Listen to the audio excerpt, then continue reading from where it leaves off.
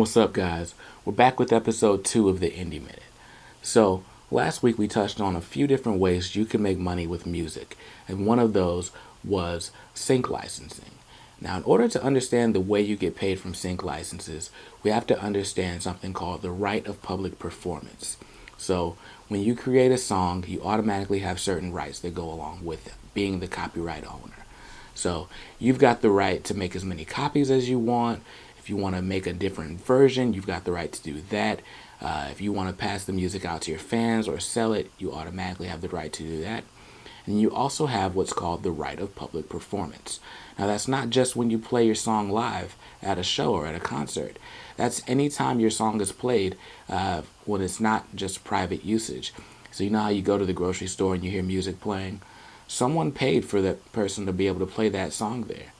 So in the United States, we have a few organizations that help make that process a little bit easier for us to manage as artists and managers and publishers, to keep us so that we can do what we need to do on a day-to-day basis.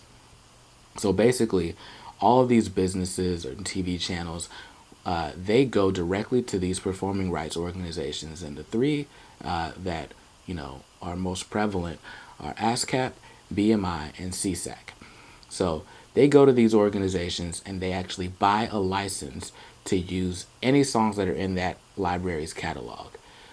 And so in exchange, what they have to do is keep an accurate record of which songs they play and how often. So for the songwriters and publishers who represent those songs, basically at the end of each quarter, what ASCAP will do is they'll actually calculate how many times your song was played, and they'll figure out just how much of that pool of funds that you get for having your song played a certain number of times. And so in each quarter you get paid out.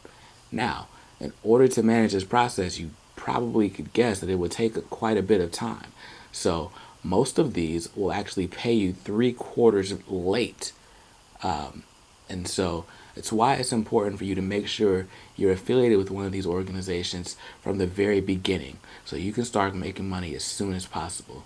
It's slow to get started, but let's say you have a hit that blows up on the radio and you're getting 10,000 spins.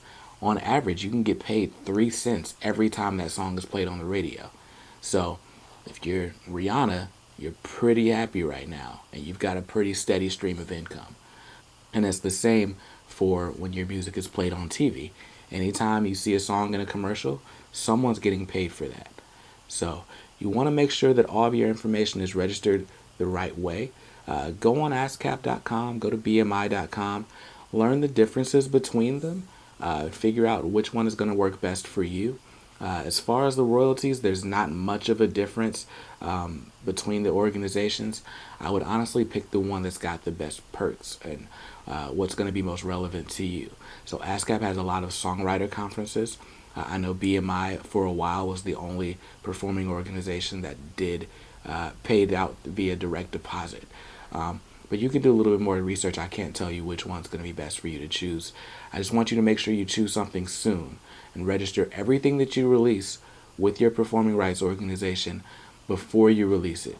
It's going to make it worlds easier for you to get paid on time. But that's been episode 2 of the Indie Minute. If you like what you're hearing and what you're seeing, make sure you share it with your friends. Make sure you like us on Facebook and subscribe to us on YouTube. We'll be back next week with another Indie Minute. Peace.